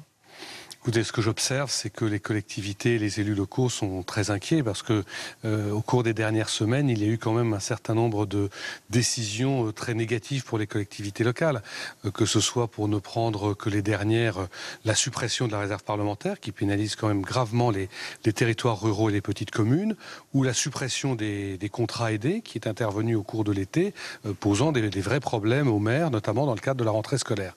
Donc je comprends que le président de la République essaie de rassurer les élus parce qu'on a vraiment aujourd'hui une véritable inquiétude de leur part. Alors, nous sommes à 3 semaines maintenant des élections sénatoriales. Vous êtes en pleine campagne. Qu'est-ce que vous sentez sur le terrain? Vous sentez justement que les élus sont très remontés sur ce que vous venez de décrire, ce dont vous venez de parler, la fin des contrats aidés, la suppression de la taxe d'habitation. Vous pensez que ça va se ressentir dans le scrutin? Oui, je crois que les élus, et notamment les élus des territoires ruraux, ont un sentiment qui ne date pas d'hier, d'ailleurs un sentiment d'abandon, le sentiment que l'on s'occupe très peu d'eux, que l'on s'occupe très peu de la ruralité. Vous savez bien qu'au Sénat, on essaie au contraire de faire en sorte qu'il en aille différemment, plus le contexte que vous rappelez de décisions qui ne vont pas dans le sens de mesures positives pour les collectivités locales. Il y a une véritable inquiétude et je pense effectivement qu'elle se manifestera lors du scrutin du 24 septembre. Alors, quels sont les objectifs de votre groupe, des centristes, pour ces élections? Vous pensez qu'on savait combien de sièges? Écoutez, c'est toujours très difficile de faire des prévisions, surtout en matière électorale. D'après les éléments dont on dispose, le groupe de l'Union centriste devrait plutôt sortir renforcé du scrutin du 24 septembre. Renforcé, c'est-à-dire? Vous avez un objectif chiffré? Personnellement, je n'ai pas d'objectif chiffré. On espère bien sûr avoir le groupe le plus important possible, mais en tout cas, je pense qu'on a vocation à rester un groupe pivot, pour ne pas dire un groupe charnière, au sein de la majorité sénatoriale. Alors, la majorité sénatoriale, justement, plusieurs sénateurs des Républicains, votre collègue Fabienne Keller, tentent de former un groupe des constructifs au Sénat. Certains centristes, plusieurs centristes pourraient les rejoindre, c'est ce qu'on entend. Est-ce que vous craignez justement une hémorragie, ou alors est-ce que vous-même, vous seriez tenté de rejoindre un groupe des constructifs s'il était créé au Sénat? Vous savez, on entend beaucoup de choses, et puis ce qu'on entend n'est pas forcément ensuite réalisé ni même mis en musique. Moi, ce que j'observe, c'est qu'il y a au sein du groupe de l'Union centriste une véritable volonté de rester unis, une véritable volonté d'avoir un groupe centriste important, avec ses différences, avec ses diversités, et c'est plutôt ce que je ressens, plutôt que le fait qu'il y aurait des départs vers un éventuel groupe dit constructif. Quelle sera la place des centristes au Sénat, justement, dans cette recomposition politique actuelle? Est-ce que le groupe sera plutôt un soutien ou un opposant à la majorité gouvernementale? D'abord, je ne suis pas certain qu'on aura une vraie recomposition à l'issue du scrutin du 24 septembre. Vous pensez que les équilibres vont rester les mêmes? Je pense que les équilibres devraient rester les mêmes. Je crois que le groupe En Marche revoit régulièrement ses ambitions à la baisse, qu'il ne sera sans doute pas aussi important qu'il l'aurait souhaité. Je pense et j'espère que nous conserverons une majorité sénatoriale qui pourra s'appuyer comme aujourd'hui, à la fois bien sûr sur les Républicains, mais aussi sur le groupe de l'Union centriste. Et nous avons la volonté bien sûr de prendre toute notre part dans cette majorité. Par rapport au gouvernement, on a eu une attitude plutôt ouverte. On a plusieurs fois soutenu le gouvernement. Et comme on a eu l'occasion de le dire au Premier ministre qui a reçu une délégation de notre groupe il y a quelques jours, on a parfois eu le sentiment de tendre la main sans que pour autant on nous la prenne. Très bien. Merci. Merci Hervé Moret d'avoir répondu à la question. Merci beaucoup. Merci à vous. Merci à vous, Saveria. Puis cette information de notre journaliste François Vignal, Édouard Philippe recevra demain toutes les têtes de liste en marche aux élections sénatoriales. Plus d'informations à lire sur notre site internet publicsénat.fr. À quelques jours de l'examen par les députés du projet de loi antiterrorisme, Emmanuel Macron promet une évaluation de cette loi très contestée. Elle fige dans le droit commun des mesures exceptionnelles de l'état d'urgence. En juillet, lors de son adoption au Sénat, les parlementaires s'étaient prononcés pour une clause d'autodestruction. Un premier discours devant le corps préfectoral et une priorité absolue pour Emmanuel Macron, celle de la sécurité des Français. Administrer le pays, c'est d'abord assurer la sécurité de nos concitoyens pour préserver la cohésion sociale et promouvoir une société apaisée. Aujourd'hui, dans trop d'endroits du territoire, nos concitoyens ont peur. Premier élément, la lutte contre le terrorisme. Emmanuel Macron a ce matin précisé ses ambitions pour le projet de loi antiterroriste qui doit remplacer au 1er novembre le régime exceptionnel de l'état d'urgence. Un projet de loi qui sera évalué en 2020 par le Parlement. C'était une des revendications du Sénat. Certaines mesures pourront ainsi être supprimées et d'autres ajoutées. Concernant la radicalisation, le président français a annoncé la mise en place d'un plan national de la prévention de la radicalisation ainsi que le renforcement du renseignement pénitentiaire. Un élément important est aussi la lutte contre l'insécurité du quotidien. D'abord parce que ces deux sujets sont liés et qu'il y a un continuum qui existe aussi. Ensuite parce que c'est une attente de nos concitoyens indispensable. Emmanuel Macron confirme la mise en place d'une police de sécurité du quotidien accompagnée d'une réforme de la procédure pénale. Pour tenir ses engagements, il a choisi de faire de la sécurité intérieure une priorité budgétaire. En 2018, le budget du ministère de l'Intérieur augmentera de 7%, avec notamment, comme il s'y était engagé, la création de 10 000 emplois de policiers et gendarmes sur le quinquennat.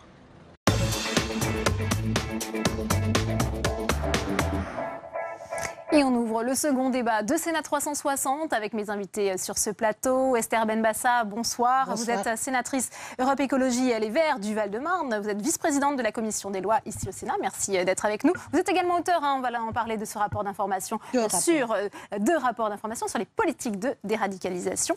J'accueille également sur ce plateau Yves Lefebvre. Bonsoir. Vous êtes secrétaire général du syndicat Unité SGP Police Force Ouvrière. C'est le deuxième syndicat de la police nationale en France. Merci d'être avec nous. Et puis puis Philippe Goujon. Bonsoir, vous êtes le maire LR du 15e arrondissement, ancien député de la 12e circonscription de Paris. Première question pour vous, Esther Benbassa, puisqu'on a vu ces annonces ce matin devant les préfets, c'est important, d'Emmanuel Macron. Évaluation de la loi en 2020. C'était finalement une demande des sénateurs. Ça va dans le bon sens, hein ? Nous avons demandé cette évaluation, mais je vais vous dire, cette loi, c'est la énième loi qui va encore rester inefficace. C'est l'état d'urgence entré dans le droit commun. L'état d'urgence actuellement, tous les spécialistes le disent, n'a pas de résultat positif puisque tous les derniers attentats n'ont rien. Même si dans 2 ans, certaines mesures qui sont jugées inutiles pourront être supprimées, c'est ce qu'a annoncé le chef de l'État. Probablement sous l'assignation. Bon, on verra. Il n'y a pas à être d'accord. Écoutez, moi, ce que j'ai lu aujourd'hui et entendu, c'est faire du nouveau avec de l'ancien. J'ai l'impression que c'est l'ère de Valls 2, on ouvre un centre de nouveau, on parle comme ça très vaguement du pénitentiaire. Oui, mais enfin par exemple je suis d'accord avec le renforcement du renseignement dans les lieux de détention. Chaque fois qu'on va, c'est une demande des personnes qui travaillent dans ces lieux de détention. Mais enfin moi je ne vois pas quelque chose de nouveau. Et en plus, il parle de ces modèles préfectoraux. Actuellement, nous nous sommes déplacés avec Madame Trondlet, avec qui j'ai fait les rapports. Nous sommes déplacés dans plusieurs préfectures. C'est vrai que, on a vu des exemples, mais ce n'est jamais évalué. Tout ce qu'on fait pour le terrorisme n'est jamais évalué. De Philippe Goujon. Justement, là, on est dans la démarche un peu inverse de la part du gouvernement. On met une loi en place, ça a été rappelé, et puis on ne s'interdit pas, d'ici 2020, de voir si toutes ces dispositions sont utiles. Sinon, elles pourraient être supprimées. Est-ce que vous saluez cette démarche ? Ce n'est pas une démarche innovante. Non. Depuis très longtemps, les lois sont évaluées, que ce soit à l'Assemblée, au Sénat, il y a des évaluations, des remises en question des dispositions de la loi. Tout ça est très formalisé. Donc il n'y a rien de nouveau. D'ailleurs, c'est ce qui me gêne un petit peu. Je partage au moins pour cette partie du constat, l'analyse de Mme Bassa, c'est que, il n'y a pas grand-chose dans ce qui a été annoncé. Je pense qu'il y a toujours un énorme décalage avec ce gouvernement et ce président entre la médiatisation colossale de nos politiques et puis sa réalité.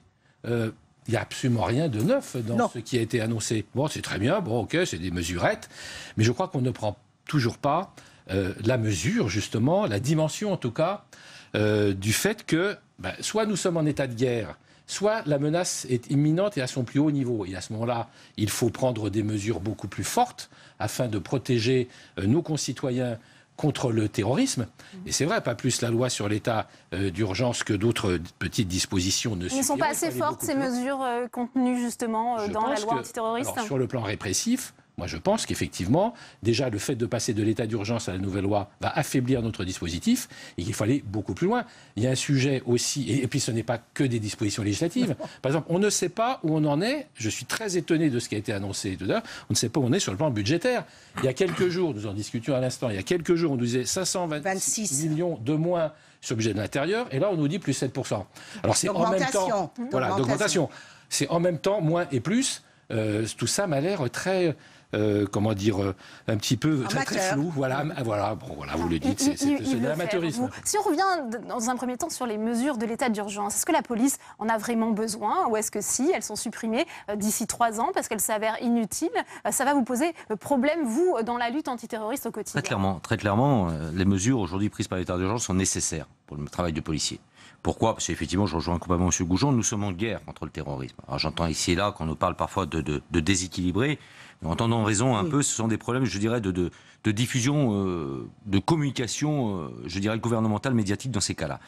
Ceci étant, aujourd'hui, on ne peut pas, nous, policiers, faire sans état d'urgence. Alors, l'évaluation, dans 2 ans, 2 ans et demi, quasiment, certes, prévu dans la loi, mais on a eu constaté quand même, je me souviens d'un rendez-vous il y a quelques mois de ça, un peu plus d'1 an, avec Nicolas Sarkozy, où je lui avais dit, d'ailleurs à l'époque, je crois que M. Goujon était présent, je lui avais dit, la plus grande erreur que vous n'ayez jamais commise, c'est de supprimer les renseignements généraux.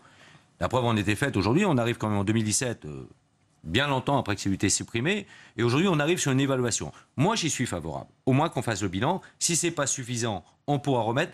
Dommage simplement que cette évaluation, on l'ait fixée en 2020. Laissons aujourd'hui la capacité, effectivement, au pouvoir public et aux parlementaires d'estimer le nécessaire une évaluation de cette loi antiterroriste bien avant 2020, parce que nul ne sait malheureusement quels sont les risques qui ont couru dès demain. Alors par contre, je suis moi agréablement surpris. Ça fait 6 semaines que je me bats contre les 526 millions d'euros et j'apprends aujourd'hui de baisse et j'apprends aujourd'hui qu'on ait une augmentation de 7%. Soumis à heureusement, une augmentation de 7%. Hors budget, je dirais, de rémunération et de salaire des agents. Mais c'est une bonne nouvelle. Mais attention, attention. J'ai entendu madame et monsieur dire tout à l'heure, attention aux effets de communication. Oui, parce que 526 millions un jour, plus 7% le lendemain. Est-ce que demain, on ne va pas tenter de nous expliquer que finalement, on va faire quand même des économies et que vous aurez un peu moins d'argent et un peu moins de moyens? Parce que vous savez, lutter contre le terrorisme efficacement, j'ai dénoncé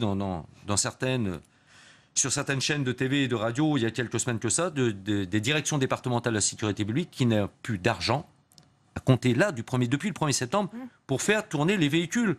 Donc comment voulez-vous qu'on soit en guerre quand on ne peut pas? J'avais dit à l'époque, on ne va pas faire la guerre ni en trottinette, ni en pyjama, mais malheureusement, on était bien parti pour. On va vous demander peut-être aux policiers de faire un don au ministère, comme on demande pour l'APL, 1950 euros aux bailleurs. de salaire Je voudrais bien vous faire réagir quand la police dit on a effectivement besoin, cet état d'urgence c'est utile. On sait qu'il y a quand même, et encore dimanche en France, il y aura des manifestations contre l'état d'urgence, contre la pérennisation de cet état d'exception dans la loi française. Est-ce que ça vous inquiète malgré tout? Oui, ça m'inquiète beaucoup parce que l'état d'urgence était très utile pendant une période et ensuite l'état d'urgence ne sert à rien.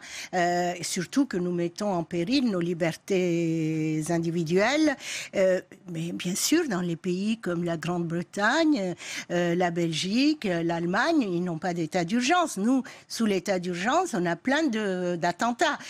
Bon, ça montre que peut-être il faut passer à d'autres méthodes. Et d'ailleurs, j'avais pas fini ma phrase, nous manquons d'évaluation. Nous n'avons pas le sens de l'évaluation. Là, M. Macron propose d'ouvrir de nouveau un centre. Enfin, j'étais en février avec Mme Trundley à Pontourny, on a demandé la fermeture. Alors, après, on a comme ça des bricolages. Et ce que font les préfets, moi j'ai assisté, je veux savoir si c'est de la mise en scène ou est-ce qu'il y a des résultats. Alors, on n'évalue jamais. On n'a pas évalué les associations, on n'a pas évalué Pontourny, on n'évalue pas. Dans les pays étrangers où nous nous sommes déplacés, je peux vous dire que l'évaluation est le maître mot. On ne sait toujours pas ce que signifie la politique de déradicalisation. Et le mot même. Et le mot même. Et donc, votre rapport est très utile. C'est celui de Catherine Trundley. Nous avons eu attention. Et c'est vrai qu'aussi dans la commission d'enquête sur la prévention du terrorisme, dont j'étais membre à l'Assemblée nationale, nous avons proposé une 50aine de mesures de façon à renforcer notre dispositif préventif, répressif contre le terrorisme. Je dis qu'aujourd'hui, l'état d'urgence a été efficace, qu'il faut passer... Même s'il n'a pas empêché des attentats, Philippe Goujon. Bien sûr, mais vous savez, il y a des pays qui sont extrêmement préparés contre les attentats, comme Israël, où nous avons été d'ailleurs. Oh, il y a des attentats. Mais il y a quand même des attentats, mais bien sûr, mais on n'empêchera jamais, je pense, les attentats, hélas, mais il faut faire davantage pour prévenir ces attentats. Sur le plan de l'état d'urgence, je crains que la loi qui va le remplacer, qui est en cours d'examen, si je peux dire, malheureusement enlèvera des moyens d'investigation et de contrôle aux services de sécurité, et c'est dommage. Et deuxièmement, il y a aussi beaucoup de choses qui doivent être faites à la limite du terrorisme. La procédure pénale, vous en avez parlé. Il faut absolument réviser la procédure pénale qui entrave l'action des services de police. Je vous donne un exemple. Vous voyez un service de gendarmerie lambda. Autrefois, 2/3 de leur temps, on pourra parler pour la police d'ailleurs, 2/3 de leur temps étaient consacrés à l'enquête, disons 1/3 à la procédure administrative. Là, aujourd'hui, c'est l'inverse. Donc les services n'ont plus le temps d'investiguer. Il faut renforcer la politique d'investigation. Et puis il y a aussi quelque chose de très important, qui est ce qu'on pourrait appeler l'islamo-gangstérisme. La lutte contre le terrorisme, ce n'est pas seulement les dispositions, les fichiers S, etc., où d'ailleurs, bon, le dispositif n'est pas terrible. Mais c'est aussi la lutte contre la délinquance et la répression de la délinquance de base. On voit bien que les terroristes radicalisés, islamistes, ont commencé, la plupart du temps, par de la petite délinquance. Et donc, d'où l'importance aussi de modifier le système pénitentiaire, etc. Donc c'est une politique globale. Et là, je ne comprends pas, on ne voit pas ce que veut faire le président de la République. Il y a 2-3 annonces qui ont l'air d'être jetées comme ça un petit peu à la face du public, mais ce n'est en aucun cas une politique globale de lutte contre le terrorisme qui est exposée, et c'était pourtant l'occasion qu'avait le président de la République de le faire. Oui. Vous partagez cette analyse, Yves Lefebvre? Ouais, moi je partage cette analyse, oui, partiellement toutefois. J'étais très clair avec Gérard Collomb le 20 juillet dernier, et je lui ai réécrit ces derniers jours d'ailleurs pour lui demander où il en était. Lutter efficacement contre le terrorisme, aujourd'hui tout le monde le veut, bien évidemment, ça va de soi. Avoir des mesures pour nous, policiers, nous permettant de lutter encore plus. Avoir un budget en conséquence, oui. Mais avant de faire tout ça, de tomber dans les effets médiatiques, aujourd'hui, il faut tout simplement faire l'état des lieux de la police nationale et de la gendarmerie. Je dirais que la gendarmerie est un peu mieux lotie que nous. Aujourd'hui, on a une juxtaposition de services. Dans le livre blanc que j'ai adressé à tous les candidats à la présidence de la République, et qui plus est bien évidemment au président actuel, nous, on demandait le retour du renseignement généraux, des renseignements généraux. Aujourd'hui, on a encore le renseignement territorial. Alors, on a mis la task force, oui, très bien. Mais pour autant, on a créé encore une couche supplémentaire au millefeuille du renseignement. Il fallait revenir au système des renseignements généraux, et je reviens à ce que j'avais dit à l'époque à Nicolas Sarkozy. Mais, et aussi aujourd'hui, il faut qu'on réinvestisse le terrain. Bien évidemment, l'économie souterraine est l'une des principales sources de l'alimentation aujourd'hui du terrorisme, que ce soit en France ou à l'étranger. Donc il faut qu'on puisse reprendre pied pour ça. Mais pour ça, aujourd'hui, plutôt que de garder des unités satellites, d'avoir des services de police qui se marchent les pieds, de crouler sous la charge de la procédure pénale, avec parfois des services judiciaires qui se marchent sur les pieds les uns des autres, je pense tant à la police judiciaire qu'aux sections de recherche ou qu'aux sections départementales d'investigation. Aujourd'hui, il faut simplement qu'on mette tout à plat, qu'on nous écoute à nous, représentants du personnel, parce que nous sommes des policiers, nous savons de quoi nous parlons. Et je crains encore une fois qu'on soit là dans des annonces purement technocratiques qui sont en inadéquation avec la réalité du terrain. Faisons cet état des lieux, ayons le courage. Je crois comprendre qu'Emmanuel Macron veut faire de la politique autrement. Je crois comprendre qu'Emmanuel Macron est courageux. Eh bien, soyons courageux jusqu'au bout. Faisons ces états des lieux de la police nationale. Certains appellent ça des états généraux, moi j'appelle ça des états des lieux. Mais agissons vite, parce que le terrorisme, lui, va beaucoup plus vite que nous. D'abord, je voudrais dire que je partage partiellement quelques vues de nos collègues. D'abord, il ne s'agit pas des fous, c'est trop facile. Si tous étaient des cas psychiatriques, donc ce seraient des pauvres victimes de la folie ou des maladies pathologiques. Donc, on n'aurait rien à faire, on croise les bras et on attend. Alors, on oublie... Enfin, je réponds comme ça à votre remarque. Il ne s'agit pas de déradicalisation. Il faut expliquer à M. Macron que la déradicalisation peut se faire peut-être dans les goulags. Mais en tout cas, ces gens-là, il faut reconnaître qu'ils ont un engagement idéologique funeste, mortifère, et qu'il ne faut pas maintenant faire de la littérature. Il faut trouver des moyens innovants, comme l'ont fait nos collègues au Danemark ou en Belgique ou ailleurs. Essayons d'autres méthodes. Un exemple de ce que vous avez pu constater, ce qui a été mis en place et qui fonctionne au Danemark, Esther Benbassa. Vous savez, au Danemark, ils ont d'abord, la déradicalisation, ils ne connaissent pas le mot. Ils parlent de exit programme, programme de sortie de la grande violence. Alors, vous avez des degrés. Eux, ils sont 3, dans la ville qu'on a visitée, 3 qui travaillent à mi-temps, un policier, ce que chez nous, ça n'arriverait pas pour la déradicalisation, un psychologue, un éducateur, etc. Ils suivent les gens, ils les accompagnent. Il y a un suivi personnalisé, sur mesure, parce qu'il y a des personnes dérangées psychologiquement, d'autres qui ne le sont pas du tout, d'autres qui sont vraiment des vrais idéologues, et il y a des jeunes provocateurs. Alors, ils font le tri et ils les accompagnent sur mesure. Chez nous, on croit que le sur-mesure coûtera plus cher. On ouvre des centres. En prison, ça a été un échec, les unités dédiées. Enfin, on a des programmes coûteux qui ne font pas avancer la question. On donne plein d'argent à des associations. Tout le monde devient associatif maintenant ou conseiller en déradicalisation, des bureaux de consulting. Non, mais il faut arrêter avec tout ça. Ces gens-là arrivent quand même à sortir les gens. Ils leur trouvent un boulot. Ils les suivent en entreprise, ils les mettent dans un appartement éducatif et on est derrière eux. Alors nous, on veut se débarrasser en donnant aux autres la tâche de s'en occuper. Alors, Philippe Goujon, sur cette question sensible de la déradicalisation. C'est un volet de la politique à mettre en œuvre et je partage effectivement ce qui était dans le rapport Serben Bassa et notre collègue Trendel, mais c'est un volet, voilà, qui n'est pratiquement pas abordé d'ailleurs, hélas, de façon innovante.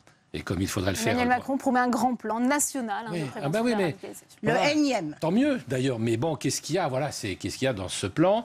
Et je ne vois pas non plus de mesures, elles sont aussi importantes, me semble-t-il, de mesures qui permettent par exemple de mieux suivre les fichiers S. On voit bien que la plupart des terroristes étaient fichiers S, et ben, ils ont quand même pu commettre leur attentat.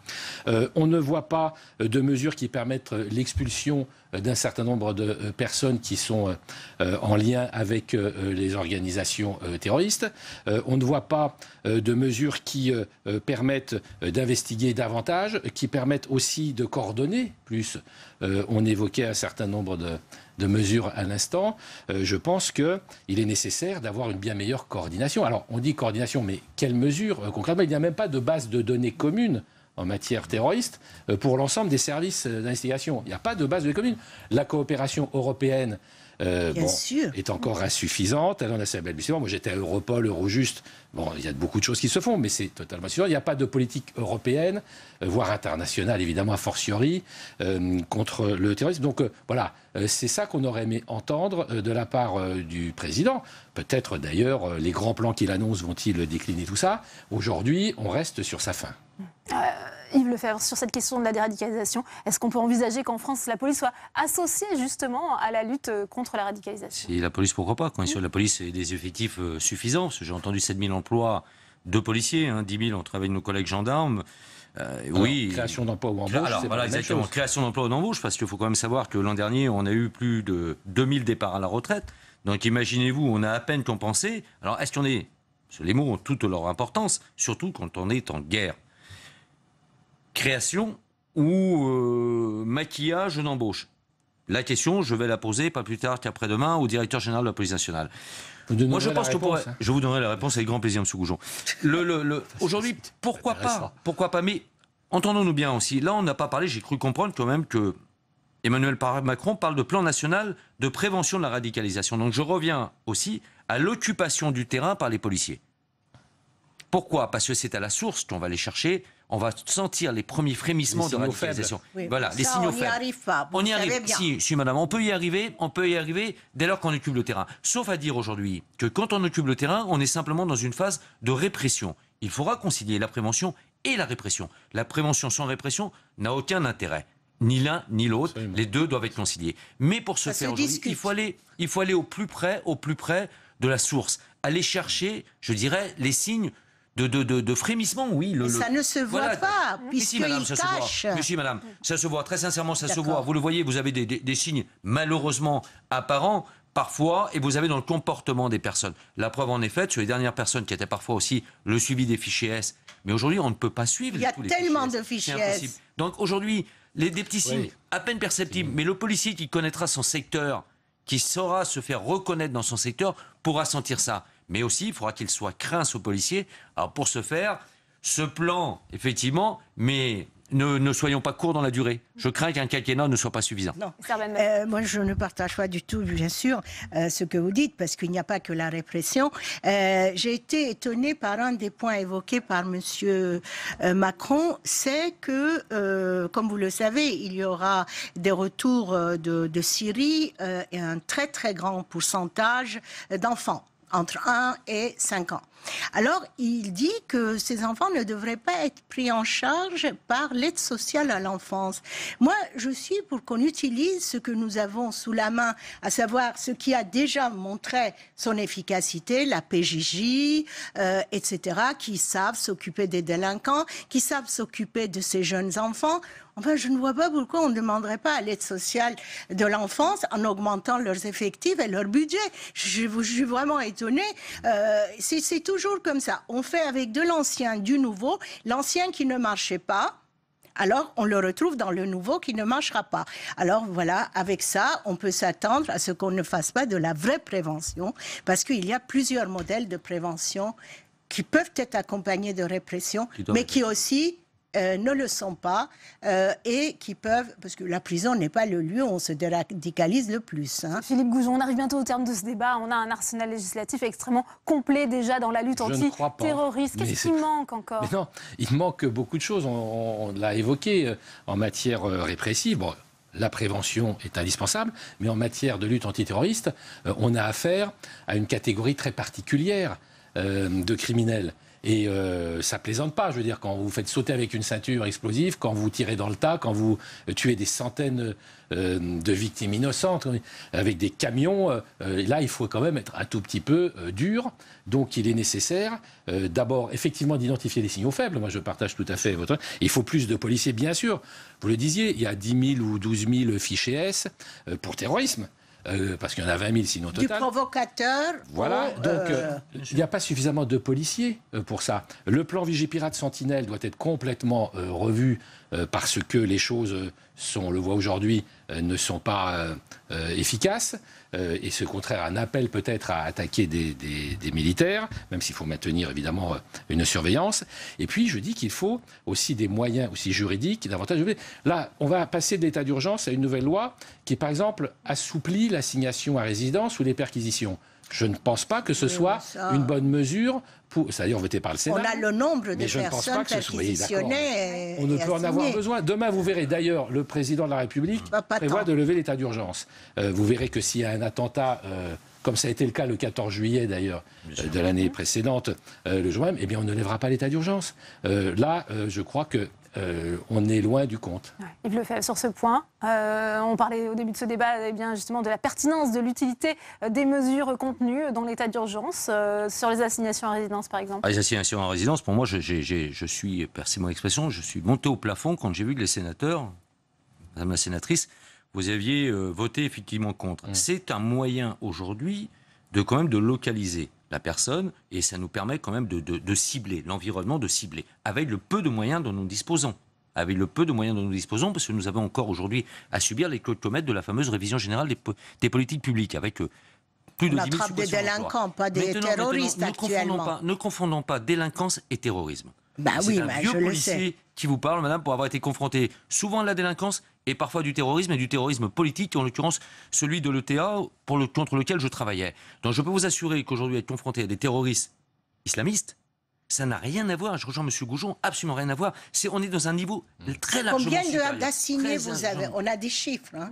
C'est ridiculement bas. Oui, les perquisitions ne donnent pas grand-chose. On trouve ici et là... ça nous permet, c'est un outil supplémentaire et nous n'avions pas le droit aujourd'hui, dans l'état de guerre dans lequel nous sommes plongés malheureusement, ça ne sert à rien. Séparés, malheureusement. On va rentrer dans un état d'urgence permanent, Esther Benbassa, c'est assez je le crains.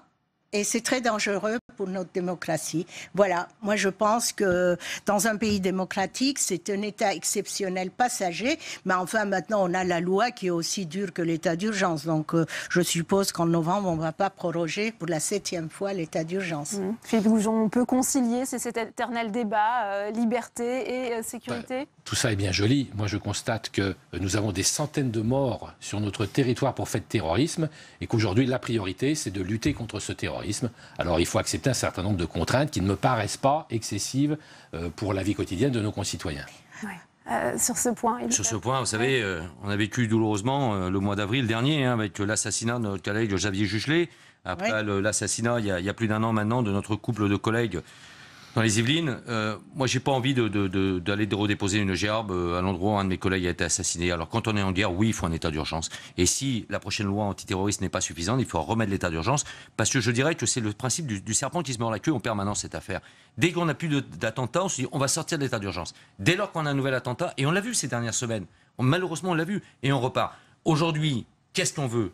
Préserver notre République, préserver la sécurité de nos concitoyens et préserver... Mais on n'arrive pas avec l'état d'urgence. Difficilement et bassement payés pour assurer la sécurité. Mais vous en avez pas, monsieur. Essayons de nous donner les moyens de le faire. Vous n'assurez pas la sécurité. Il y a des attentats les uns après les autres. Madame la sénatrice, et si je peux me permettre, je pense qu'aujourd'hui, sans état d'urgence, la situation serait malheureusement bien plus dramatique que ce qu'elle est déjà. Très sincèrement. Merci. Bon, je dirais seulement un mot. Il faudrait peut-être ouvrir les assises de la réflexion sur la prévention de la radicalisation, parce que en mettant des pansements, on n'ira pas loin. Le message est passé. Merci à vous Esther Benbassa, merci Philippe Goujon, merci Yves Lefebvre d'avoir participé à ce débat. Autre thème qui va vous intéresser, Esther Benbassa, oui à la surveillance, non à l'espionnage. C'est une décision de la Cour européenne des droits de l'homme qui a condamné une entreprise roumaine qui avait licencié un de ses ingénieurs pour avoir utilisé sa messagerie professionnelle à titre personnel. Alors avant d'en parler avec notre invité, les explications de Flora Sauvage. Tout commence en 2007, quand un salarié roumain est licencié pour avoir utilisé sa boîte mail professionnelle pour échanger des messages avec ses proches. Et ce, malgré l'interdiction du règlement intérieur de son entreprise. Devant les dénégations de son employé, le responsable lui présente la transcription de ses emails, révélant ainsi qu'il avait été surveillé. L'ingénieur roumain saisit la Cour européenne des droits de l'homme, invoquant son droit au respect de la vie privée et familiale. La CEDH a rendu sa décision aujourd'hui. La Cour sanctionne l'employeur roumain qui avait surveillé son employé à son insu. Cette décision peut faire jurisprudence sur les 47 pays membres du Conseil de l'Europe, sachant que la France a été l'une des premières par l'arrêt de 2001 à sortir l'utilisation des mails personnels dans le cadre professionnel de l'exercice d'un droit qui est la liberté individuelle de chacun d'entre nous. En France, l'usage privé d'un mail professionnel est possible sous conditions. Il est préférable de mentionner personnel dans l'objet du courriel, de proscrire les messages graveleux ou contraires à la loi et de ne pas abuser des emails perso au travail. Enfin, tout courriel identifié comme personnel est privé, mais il faut savoir que votre email professionnel peut faire l'objet d'une surveillance technique.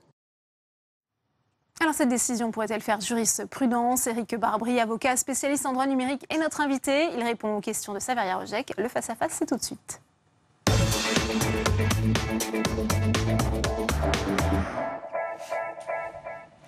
Bonjour Éric Barbry. Bonjour. Alors, la Cour européenne a donc sanctionné la Roumanie pour ne pas avoir protégé la vie privée d'un salarié qui a été licencié pour avoir utilisé sa messagerie professionnelle à des fins personnelles. Qu'est-ce que signifie concrètement cette décision? Est-ce que cela signifie que les salariés seront désormais protégés, quelle que soit leur utilisation de leur messagerie professionnelle? Alors, ça veut dire qu'ils seront sans doute un tout petit peu plus protégés que ce qu'ils sont aujourd'hui. Puisque aujourd'hui, dans la plupart des pays de l'Union européenne, on a déjà des règles. Dans certains pays, vous avez des lois même sur la définition des communications entre les communications professionnelles et les communications personnelles en entreprise. Mais disons que la Cour européenne des droits de l'homme fixe en fait des règles qui vont s'appliquer à toutes les juridictions nationales dans les pays de l'Union européenne en disant à chaque fois que vous allez avoir une affaire à traiter d'analyse ou pas de l'appréciation de contenu par l'employeur de messages personnel du salarié, eh bien vous allez devoir passer une grille, un tamis, une vérification d'un certain nombre de critères. Et c'est en fonction de ces critères que moi, je vous impose de travailler que vous allez pouvoir prendre une décision sur ce qui était possible ou pas possible par l'employeur. Voilà, et ce sont des critères très précis. C'est ça, ce sont des critères très précis. En fait, ils sont au nombre de 6. Alors, pour ceux qui s'intéressent, c'est le paragraphe, parce que beaucoup de gens n'ont pas envie de lire toute la décision. Elle fait 60 pages. C'est le paragraphe 120. De décision, et je rappelle que c'est une affaire qui est jugée depuis 10 ans. Exactement, 10 ans en Roumanie pour la première affaire. Et elle a déjà été jugée par les instances européennes. Donc, on est sur une nouvelle décision rendue par les mêmes instances européennes, mais dans une configuration un peu différente. Et en fait, il faut aller voir le paragraphe 121 et le paragraphe 122. Ça, c'est pour ceux qui n'auront pas envie de tout lire. Et en fait, quand vous reprenez les critères de la Cour européenne, vous en avez 6. Et elle vous dit, bah voilà, vous allez regarder à chaque fois, chaque affaire, en fonction de ces 6 critères. Donc, que je peux vous présenter rapidement si vous le souhaitez. Non, on va peut-être pas rentrer dans le détail vraiment de cette décision, vous le rappelez, 120 pages, mais pour que les choses soient très claires pour le téléspectateur, un employeur ne pourra plus surveiller les communications de son employé, quelle que soit la finalité de cette surveillance. Absolument pas. Il pourra continuer, à l'inverse, il pourra continuer à surveiller. En fait, ça change tout, si vous voulez, ça change rien. Ça change rien sur le principe juridique, c'est que la Cour européenne dit un employeur a le droit de contrôler ce que font ses salariés. Et la Cour dit aussi, mais le salarié a droit à sa vie privée résiduelle. Donc ça revient à ce que vous expliquiez tout à l'heure dans la présentation, c'est-à-dire que si moi je veux utiliser de manière résiduelle ma messagerie professionnelle alainbensoussan.com pour envoyer des mails personnels, d'une certaine manière, tant que j'en abuse pas, personne ne peut me l'empêcher. Si en plus je marque personnel dans l'objet de mon message, clairement personne ne pourra l'ouvrir. Donc là, ça ne change rien. Mais ce que dit la Cour, c'est qu'elle donne des critères supplémentaires. Elle dit par exemple, moi je veux que le juge qui va statuer vérifie si oui ou non le salarié a bien été informé de ce qu'il était contrôlé. C'est un point important de savoir qu'aujourd'hui, le tribunal devra regarder si oui ou non le collaborateur a bien été... C'était visiblement pas le cas dans l'affaire de cet employé roumain. Alors c'était le cas, c'est pas sur ce critère-là particulièrement que c'est tombé, il y a d'autres critères qui sont tombés. Le critère principal sur lequel la décision a été rendue, c'est plutôt le fait qu'il y ait une surveillance permanente, massive, et pas ponctuelle et pas forcément justifiée. Éric Barbry, est-ce que cette décision va faire jurisprudence? Est-ce que plusieurs pays européens vont devoir changer leur législation? Alors changer les législations, pas forcément. Nous, on a par exemple le droit des mails en fait dans l'entreprise est construit par des décisions de la Cour de cassation en France. Il n'y a pas une réglementation particulière qui décide ce qu'on considère comme un mail personnel d'un mail professionnel. Donc de ce point de vue-là, on n'est pas obligé d'avoir une réglementation nationale. Ceci dit, si on veut intégrer ces critères et si on veut les rendre moins subjectifs, parce qu'un critère c'est toujours subjectif. Là, vous en avez 6, donc il y a 6 fois plus de chances d'être subjectif dans une décision. C'est sûr que beaucoup d'États vont sans doute aller vers une réglementation nouvelle sur la gestion des courriers électroniques personnels versus professionnels. Est-ce que vous pouvez peut-être rappeler les 6 critères rapidement? Oui, bien sûr. Le premier, c'est l'information préalable. Donc un employeur doit informer préalablement ses collaborateurs de ce qu'il met en place des mécanismes de surveillance. Le deuxième, c'est l'étendue.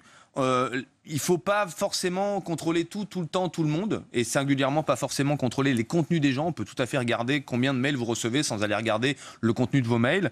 Le critère de justification. Il faut que si on contrôle, et plus on contrôle, plus ce soit sérieux, qu'il y ait des justifications particulières à apporter, par exemple la protection de l'entreprise.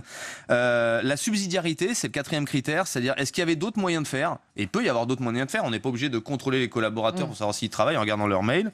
Le critère de conformité, qui est à mon avis un des plus importants, et ça va être très difficile à mettre en œuvre, c'est est-ce que ce qui a été pris comme sanction vis-à-vis du salarié est bien ce qu'on lui a dit en amont quand on a vérifié, quand on lui a donné l'information sur l'existence d'un contrôle. On va lui dire, voilà, on te contrôle pour telle raison, mais il faudra bien qu'on le sanctionne. Mais vous risquez jusqu'au licenciement, voilà. c'est ça? Et il faut que ce soit sur cette raison-là qu'on le poursuive. Et puis le dernier, c'est est-ce qu'on a mis des garanties suffisantes pour le salarié? C'est-à-dire finalement, si on va piocher dans sa vie privée ou pas, est-ce qu'on lui a par exemple donné la possibilité, ou est-ce qu'on lui a expliqué que pour avoir des mails personnels, il fallait mettre personnel dans l'objet des mails. Voilà. Est-ce qu'on lui a proposé des garanties qui lui permettent d'avoir sa vie privée protégée dans l'entreprise? Alors justement, vous l'avez évoqué tout à l'heure, mais quelle est la situation précisément en France? On sait que dans notre pays, la loi impose une consultation et une information des salariés, donc c'est déjà le cas. Alors là, en France, on est plutôt honnêtement pas mauvais.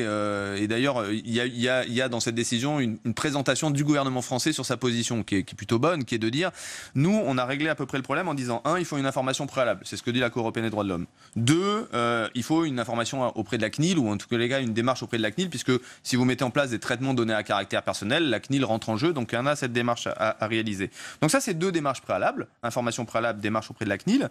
Et après, on peut tout à fait contrôler les mails des collaborateurs en créant des chartes dans les entreprises, des règlements intérieurs, des règles du jeu, en disant, écoutez, quand vous aurez un message personnel, vous avez qu'à l'identifier comme étant personnel ou comme étant privé. Et ces mails que l'on va identifier dès l'origine comme mails personnels ou privés, on n'ira pas. Le reste, la Cour de cassation le dit depuis au moins 2001, ce sont des mails qui sont présumés être professionnels, de la même manière que si vous receviez un courrier dans l'entreprise. Mais néanmoins, j'ai envie de vous dire, on vit dans un monde qui est de plus en plus connecté, où la frontière entre vie privée et vie professionnelle est de plus en plus ténue, avec les smartphones, où on est joignable en permanence. Comment justement juger ce qui relève de l'un ou de l'autre domaine? C'est justement là où il va falloir faire un effort de pédagogie, c'est justement là où il va falloir revoir un petit peu nos règles du jeu dans les entreprises pour être un peu plus précis sur le sujet. C'est aussi pour ça que... Donc c'est les règles dans l'entreprise qui doivent changer, pas la loi? Non, c'est d'abord les règles de l'entreprise. La loi ne pourra venir qu'après. Pour faire une loi, il faudrait peut-être l'intégrer dans la loi travail en ce moment, mais je pense qu'il y a bien d'autres sujets à traiter en ce moment.